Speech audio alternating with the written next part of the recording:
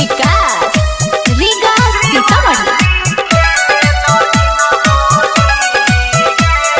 Singing by Prince Divya।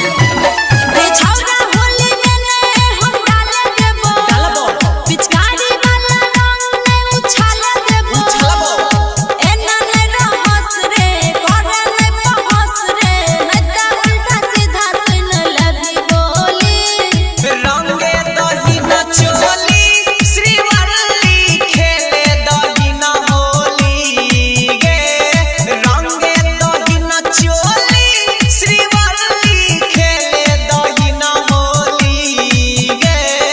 DJ Vikas Riga Sitamarhi. Radhika recording studio